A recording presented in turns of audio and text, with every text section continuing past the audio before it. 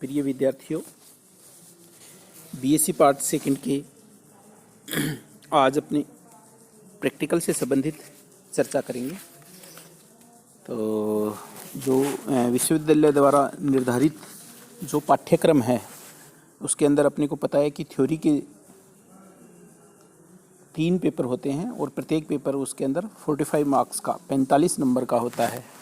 इसी तरह से इसके अंदर प्रैक्टिकल एग्ज़ाम कंडक्ट होता है और जो प्रैक्टिकल एग्ज़ाम है उसके अंदर जो प्रैक्टिकल है वो 65 मार्क्स 65 मार्क्स का होता है।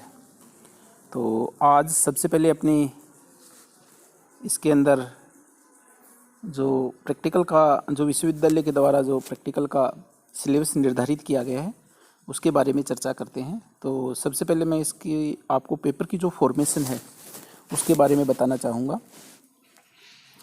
तो इसके अंदर आपके टोटल 7 क्वेश्चन निर्धारित किए गए हैं, जिसके अंदर जो फर्स्ट क्वेश्चन है, पहला क्वेश्चन है वो डिसेक्शन और डेमोस्ट्रेशन से संबंधित है। तो डिसेक्शन और डेमोस्ट्रेशन के अंदर जो कुछ अपने जो इनवर्टिब्रेट के जो एनिमल्स हैं उनका अपने को डिसेक्शन करना होता है, या फिर आजकल जैसे जीवों को डिसेक्शन के लिए रेस्टिकेट किया गया है, तो उसके अंतर्गत अपने इसको डेमोस्ट्रेशन के द्वारा भी अपने प्रदर्शित करते हैं, ताकि उस जीव की जो उसकी आउटर और इनर स्ट्रक्चर है या जो उसकी सिस्टम है उसके बारे में अपने को पता चल सके। तो जो प्रथम जो इसका पहला क्वेश्चन है वो डिसेक्शन और डेमोस्ट्रेशन से संबंधित है और ये 8 नंबर का होता है। इसके अंदर आपको करना क्या होता है, जो भी जो एनिमल आपको प्रोवाइड करवाया जाता है उसको डिसेक्ट करना होता है और डिसेक्ट करके जो सिस्टम मान लेते हैं कि नर्वस सिस्टम है या उसका और कोई पार्ट्स हैं, आपको एक्सपोज करना होता है, उसको निकालना होता है। अच्छा, जो अपना जो एग्ज़ाम कॉपी है उस कॉपी के अंदर इसका डायग्राम बनाना होता है। जैसे मान लेते हैं कि नर्वस सिस्टम है तो नर्वस सिस्टम ऑफ पाइला, तो पाइला के नर्वस सिस्टम का डायग्राम बनाएंगे अपने और उसको पूरा प्रदर्शित करेंगे कि क्या उसकी लोकेशन है, नर्व्स है, उसके अंदर कौन कौन से गैंग्लियंस है, कौन से कनेक्टिव कमिश्योर्स हैं, है ना, उसको पूरे को एक्सपोज करेंगे। और इस तरह से ये इसका प्रथम क्वेश्चन है। फिर दूसरा है प्रिपरेशन। तो प्रिपरेशन या इसके अंदर अपने क्या होता है, परमानेंट स्लाइड बनानी होती है। तो जो भी मटेरियल आपको लैब में प्रोवाइड करवाया जाता है उसको आप एक निश्चित विधि, जैसे सिंगल स्टेन मेथड है या डबल स्टेन मेथड है, उस विधि के द्वारा अपने उसको जो मटेरियल दिया गया है उसकी स्लाइड बनाते हैं। तो वो उसकी परमानेंट प्रिपरेशन का पार्ट है और उसके जो नंबर है वो निर्धारित किए गए हैं। 6 नंबर का क्वेश्चन होता है, 6 का। अच्छा, तीसरा क्वेश्चन इसके अंदर है डेवलपमेंट बायोलॉजी और इसके जो ऑब्लिक करके इसमें लिखा है एक्सरसाइज इन इवोल्यूशन। तो इवोल्यूशन और डेवलपमेंट बायोलॉजी से संबंधित क्वेश्चन है ये, और जो भी इसकी जो एक्सरसाइज है वो एक्सरसाइज अपने को करनी होती है और ये भी क्या है, 6 नंबर का क्वेश्चन है। फिर चौथा इसका है फिजियोलॉजी। तो जो प्राणी कार्यकी है उससे संबंधित क्वेश्चन है ये। तो इसके अंदर जैसे ब्लड की एक्सरसाइज है, ये इसके अंदर आता है फिजियोलॉजी से संबंधित। तो ये फिजियोलॉजी का क्वेश्चन है, ये इसका 9 नंबर का है। फिर इसके अंदर स्पोर्ट, तो स्पोर्ट के अंदर 8 स्पोर्ट इसके अंदर आते हैं और प्रत्येक स्पोर्ट 2 नंबर का होता है। तो स्पोर्ट के अंदर क्या होता है, कुछ म्यूजियम स्पेसिमेन जो अपने लैब के अंदर जो जार के अंदर है रखे हुए हैं वो हैं, और दूसरे कुछ स्लाइड है जिनका ट्रांसफर सेक्शन TS या वर्टिकल सेक्शन VS, इस तरह से उनकी स्लाइड है, उनको आपको पहचानना होता है और उसके बारे में लिखना होता है। तो ये स्पोर्ट है और ये 8 स्पोर्ट दिए जाएंगे आपको। ये 4 स्पोर्ट मान लेते हैं कि आपको म्यूजियम स्पेसिमेन के हैं और 4 स्पोर्ट आपको जो इसकी स्लाइड से संबंधित है। तो इस तरह से ये जो 5वां क्वेश्चन स्पोर्ट से संबंधित है ये 16 नंबर का है। फिर इसके बाद में छठा क्वेश्चन इसका रिकॉर्ड। तो प्रैक्टिकल से संबंधित अपने रिकॉर्ड तैयार करना होता है, जैसे म्यूजियम स्पेसिमेन है उनके बारे में, फिर उसके बाद में उसकी जो स्लाइड वगैरह है उनके, फिर या जो संबंधित पर्टिकुलर जैसे डेवलपमेंट बायोलॉजी है, इवोल्यूशन है, फिजियोलॉजी है, इनके संबंधित जो एक्सरसाइज होती है उनको आपको एक रिकॉर्ड के रूप में तैयार करना होता है। तो ये जो रिकॉर्ड है जो आप लैब के लिए तैयार करेंगे, ये रिकॉर्ड 10 नंबर का है। और रिकॉर्ड से संबंधित आपको जो अगला वीडियो होगा अपना नेक्स्ट वीडियो, उसके अंदर जो क्या क्या काम करना है आपको वो सारा का सारा बता दिया जाएगा, और आपको उसी के अनुसार फाइल तैयार करनी है और या उसका जो रिकॉर्ड है वो तैयार कर लेना है। और ये रिकॉर्ड है ये 10 नंबर का होगा। अच्छा, फिर 7वां क्वेश्चन इसके अंदर है वाइवा वॉइस। तो वाइवा है ये भी 10 नंबर का है। तो पर्टिकुलर प्रैक्टिकल से संबंधित या आप जो सेकेंड ईयर के अंदर अपने जो पेपर्स लगते हैं उनके बारे में आपको देखना होता है, और साल भर आपने क्या क्या तैयारी की है तो उससे संबंधित है ये वाइवा। तो ये वाइवा है ये भी 10 नंबर का है। तो इस तरह से ये टोटल 45 का इसके अंदर मार्क्स डिस्ट्रीब्यूशन है। तो सबसे पहले अपन इसकी सिलेबस से संबंधित चर्चा करते हैं। तो सिलेबस के अंदर जो पहला इसका स्टडी ऑफ कोऑर्डिनेट्स। तो कोऑर्डिनेट्स जैसे अपने पेपर जो 3 पेपर लगते हैं, पहला पेपर इसका कौन सा है, कोऑर्डिनेट्स एंड इवोल्यूशन है, दूसरा फिजियोलॉजी है, तीसरा डेवलपमेंट बायोलॉजी है ना। तो इसी तरह से इसके अंदर जो फर्स्ट यूनिट है या जो इसका प्रैक्टिकल का जो पहला पॉइंट है वो स्टडी ऑफ कोऑर्डिनेट्स है।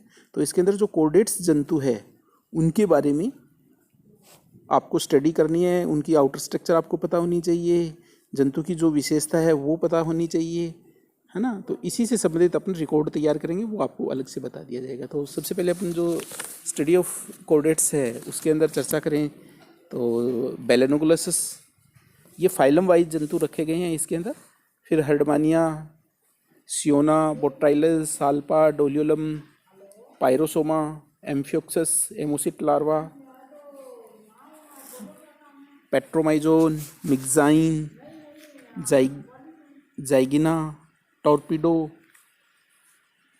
Chimera, Acipenser, Amia, Lepidosteus, Labeo, Clarias, Anguilla, Hippocampus, Exocoetus, Echeneis, Pleuronectes, Protopterus, Ichthyophis, Proteus, Ambystoma larva. और एम्बाइस्टोमा किसका होता है, एक्जोलोटल का लार्वा होता है। फिर उसके बाद में साइरिन, एलाइटीज, हाइला, टेस्टुडो और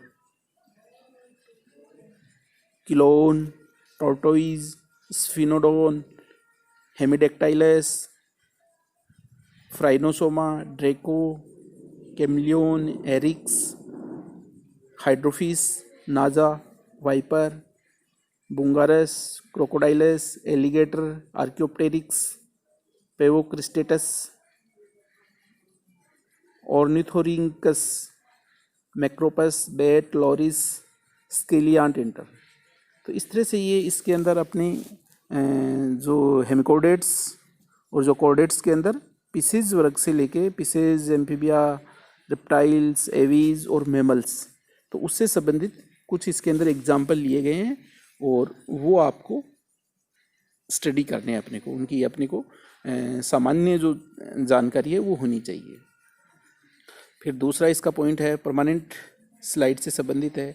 तो परमानेंट स्लाइड के अंदर जो परमानेंट स्लाइड यानी ये क्या है, अपने को लैब के अंदर जो तैयार स्लाइड है जो परमानेंट है उनकी स्टडी करनी होती है। तो ये पर्टिकुलर मेमेलियन हिस्टोलॉजी से संबंधित है, जिसके अंदर VS of skin, TS of spinal cord, TS of pituitary gland, testis, ovary, TS of placenta, bone, lung, pancreas, kidney, liver, blood cell types. तो ये तो सारी की सारी क्या मेमेलियन हिस्टोलॉजी है। इसके अलावा ये oral hood, velum, pharyngeal wall, TS of Amphioxus through various region, TS of Balanoglossus, whole mount of Amphioxus, tadpole, larva of Ascidia. तो ये जो रेट्स है उनके संबंधित जो अपने सिलेबस के अंदर जैसे ब्लाइनोकुलस और एम्फियोक्सिस 2 एनिमल्स हैं, तो उनसे संबंधित जो स्लाइडें हैं उनकी अपने को स्टडी करनी होती है। तो जो रिकॉर्ड तैयार करेंगे उसके अंदर पर्टिकुलर स्टडी ऑफ कॉर्डेट्स, ये तो क्या है, इसकी म्यूजियम स्पेसिमेन से संबंधित है। और दूसरी जो परमानेंट स्लाइड है वो क्या उन स्लाइडों से संबंधित आ गई है ना। तो ये इनके अपने को डायग्राम है बनाने होते हैं और उसके पर्टिकुलर उसके बारे में लिखना है, ये आपको बता दिया जाएगा। फिर तीसरा इसके अंदर पॉइंट है डिसेक्शन एंड डेमोन्स्ट्रेशन। तो जो कुछ जंतु अपने जैसे लैब के अंदर प्रेजेंट है, अपने पास है, जैसे पायला है, अपने पास लीच और प्रोन, ये 3 एनिमल अपने पास लैब में उपलब्ध है। अच्छा, इसके अलावा अगर ये नहीं है तो अपने पास इससे संबंधित चार्ट है, या फिर इनको मॉडल और कंप्यूटर सिमुलेशन के द्वारा भी प्रदर्शित किया जा सकता है। तो उसके द्वारा अपने को देखना होता है इसको। तो इसके अंदर जो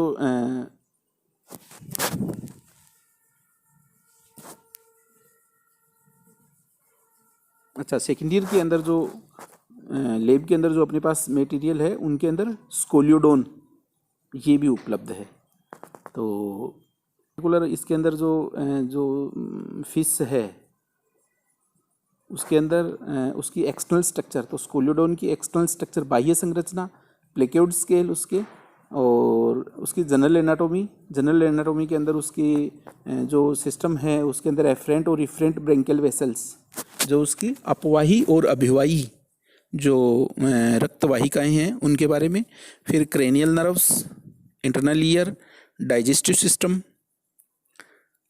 आईबॉल और जो उसकी मसल्स हैं वो, और यूरिनोजेनाइटल सिस्टम, इसके बारे में अपने को जो इसकी सिस्टम है उनके बारे में अपने को पूरी उसको एक्सपोज करना होता है और उनके डायग्राम बनाने होते हैं।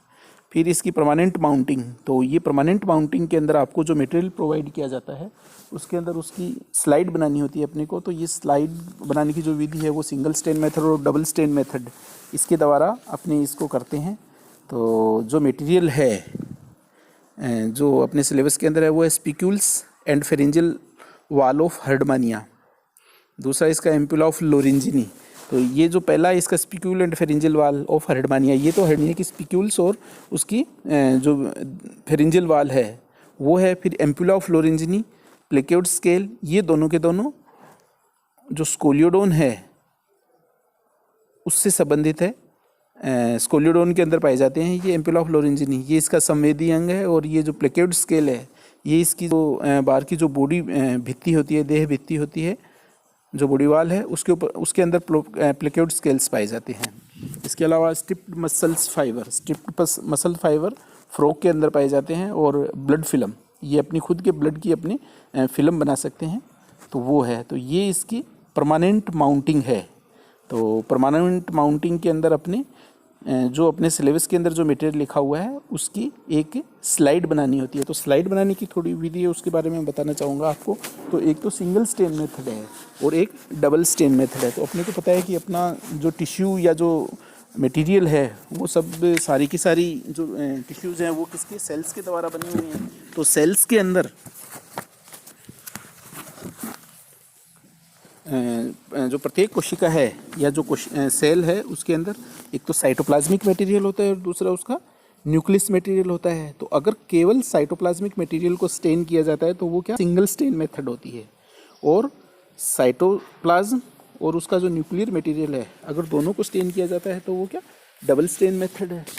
तो सिंगल स्टेन मेथड के अंदर अपने इसके अंदर जो ईओसिन स्टेन है वो यूज़ करते हैं, और जो डबल स्टेन मेथड है उसके अंदर ईओसिन और हीमोटॉक्सिलिन ये स्टेन किया जाता है। और इसको एक स्लाइड बनाने के लिए कोई भी टिश्यू है उसको प्रिजर्व करना है, तो प्रिजर्व करने के लिए उसके अंदर कोशिकाएं हैं, कोशिकाओं के अंदर लगभग 70% से ऊपर पानी होता है, वाटर होता है उसके अंदर। तो किसी भी चीज़ को अगर प्रिजर्व करना है तो पानी को निकालना होता है। तो वो विधि क्या है उसकी, डिहाइड्रेशन की मेथड है। तो डिहाइड्रेशन इसके अंदर अल्कोहल के द्वारा एक निश्चित सीरीज से निकाला जाता है, जैसे 30%, 50%, फिर 70%, फिर 90% और फिर 100% एब्सोल्यूट एल्कोहल। तो एक निश्चित क्रम से उसको निकालना होता है, जिससे क्या उसका जो पानी है वो धीरे धीरे धीरे धीरे धीरे धीरे बाहर निकल जाता है और उसके स्थान पर एल्कोहल है वो आ जाती है। तो फिर अगर एल्कोहल है तो एल्कोहल को निकालने के लिए उसको अपने जाइलिन के अंदर डाल दिया जाता है मटेरियल को। तो जाइलिन होती है वो क्या होती है, जो उच्च क्वालिटी का जो पेट्रोलियम पदार्थ होता है। तो एल्कोहल को रिमूव करके उसका स्थान कौन ले लेगा, जाइलिन ले लेगा। और जाइलिन है वो चूँकि पेट्रोल पदार्थ है तो वो खुले वातावरण में, या उसको जब भी बाहर अपन खुले वातावरण में रखेंगे तो वो रिमूव हो जाएगा, उड़ जाएगा वहाँ। तो इसलिए अपने को जो टिश्यूज़ या जो सेल्स चाहिए वो ही अपने को प्राप्त हो जाती है। और फिर उसको स्लाइड के ऊपर रख के, जैसे आपने स्लाइड बनाने की जो विधि कर रखी है उसको कनाडल सम या डीपीएक्स से माउंट कर देते हैं, फिर उसके ऊपर कवर स्लिप लगाते हैं और कवर स्लिप लगा के अच्छी तरह से उसको तैयार कर लेते हैं। तो ये जो विधि है वो क्या है, इसकी परमानेंट माउंटिंग की विधि है। अच्छा, फिर जो पांचवा इसके अंदर है पॉइंट अपना, तो पांचवें के अंदर ओस्टियोलॉजी। तो ओस्टियोलॉजी के अंदर जैसे अपने जो कॉर्डेट्स के अंदर स्टडी किया है अपने सिलेबस के अंदर, फ्रॉग, वेरनेस, फॉल और रैबिट, ये है। तो इनसे संबंधित अपने जो इनकी बोन्स हैं, उन बोन्स की क्या होती है, कंपेरेटिव स्टडी की जाती है। तो कंपेरेटिव स्टडी करते हैं अपने, जैसे पूरा जो अपना स्केलेटन सिस्टम है, तो स्केलेटन सिस्टम के अंदर भी स्कल पाई जाती है। फिर उसके बाद में अपने जो अग्रपाद, पश्चपाद, उनकी बोन्स है। फिर अपनी वर्टिब्री कॉलम है अपना स्केलेटन सिस्टम के अंदर, और जो इसकी रिब्स है, फिर पेक्टोरल गर्डल है, पेल्विक गर्डल है। तो इस तरह से ये सारी की सारी इसके अंदर बोन्स पाई जाती हैं और उन बोन्स की अपने को स्टडी करनी होती है। फिर छठा पॉइंट अपना स्टडी ऑफ डेवलपमेंट ऑफ चिक। तो चिक से संबंधित है ये। तो चिक के अंदर जो एग होता है वो 18 घंटे, 24 घंटे, 36 घंटे, 48 घंटे, 72 घंटे, इसकी अपने को इसके अंदर स्टडी करनी है कि 18 घंटे के बाद के अंदर इसके अंदर क्या डेवलपमेंट होता है चिक एम्ब्रियो में। फिर 24 में कितना होता है, 36 में कितना होता है, 48 में कितना होता है और 72 में कितना होता है। तो चिक एम्ब्रियो से संबंधित है। फिर इसकी जो histological study of development of frog. तो फ्रॉग की अपने को स्टडी करनी है, जिसके अंदर ये एग से लेके और डेवलपमेंट पूरा का पूरा ऊपर तक। तो जैसे एग्स आ गया, फिर उसका early cleavage, blastula stage, gastrula stage, neurula stage, tail bud. फिर टेल बड के बाद में उसके अंदर एक्सटर्नल गिल्स बनते हैं, फिर मेच्योर टेडपोल लार्वा। तो यहाँ तक इसके अंदर पूरा का पूरा जो इसकी डेवलपमेंट है, डेवलपमेंट स्टेजेस हैं, उनके बारे में अपने को देखना होता है। फिर इसमें एक पॉइंट है स्टडी ऑफ मेटामॉर्फोसिस। तो पर्टिकुलर फ्रॉग से संबंधित है ये। तो इसके अंदर जो फ्रॉग का मेटामॉर्फोसिस या जो कायांतरण होता है, जो लार्वल फॉर्म से अडल्ट फॉर्म में परिवर्तित होता है, तो उसका अध्ययन करना है। फिर इसके अंदर सिलेबस में अपने हैं through preserved material and chart model. अच्छा, फिर अगला इसके अंदर है ड्रोसोफिला की जो उसकी एम्ब्रियोलॉजिकल मटेरियल, ड्रोसोफिला और लिम्निया। अच्छा, फिर study of spermatogenesis and oogenesis। तो जो गैमेटोजेनेसिस से संबंधित इसके अंदर अपनी स्टडी करनी है, तो स्पर्मेटोजेनेसिस और oogenesis ये दोनों करने हैं। फिर इसके अलावा study of fertilization through model charts. तो फर्टिलाइजेशन की जो प्रोसेस है, जो विधि है, उसके बारे में भी अपने को देखना है। फिर इसके अंदर सातवां जो पॉइंट है वो है एक्सरसाइज इन फिजियोलॉजी। तो फिजियोलॉजी के अंदर जो फिजियोलॉजी अपने सिलेबस के अंदर पूरा पेपर है, सेकंड पेपर थ्योरी के अंदर। तो इसके अंदर जो प्रैक्टिकल है उसमें एस्टिमेशन ऑफ हीमेटोक्रीट वैल्यू। तो जो अपने जो ब्लड सैंपल है या जो आपको ब्लड दिया जाएगा, उसके अंदर आपको हीमेटोक्रीट वैल्यू ज्ञात करनी होती है। फिर टोटल हीमोग्लोबिन। तो एस्टिमेशन ऑफ हीमोग्लोबिन भी, जो ब्लड दिया गया है या अपने स्वयं के रक्त में अपने को हीमोग्लोबिन की मात्रा का आकलन करना होता है। अच्छा, जो आरबीसी काउंटिंग और डब्ल्यूबीसी काउंटिंग ये है। और इसके अलावा डेमोस्ट्रेशन ऑफ एंजाइम एक्टिविटीज़, तो एंजाइम एक्टिविटी का डेमोस्ट्रेशन ये जैसे अपने फर्स्ट ईयर में भी किया हुआ है, तो ये है। फिर इसके अंदर ESR value, blood coagulation time exercise, फिर blood urea estimation, estimation of blood glucose level, study of reflex action, ये सारे के सारे प्रैक्टिकल अपने इसके अंदर फिजियोलॉजी से संबंधित है। इसके अलावा इसके अंदर एक्सरसाइज इन इवोल्यूशन, तो जो उद्विकास का क्रम है उसके अंदर जो एक्सरसाइज है उसके अंदर है serial homology in appendages of prawn, analogy and homology, wings of birds and insects, forelimb of bat and rabbits.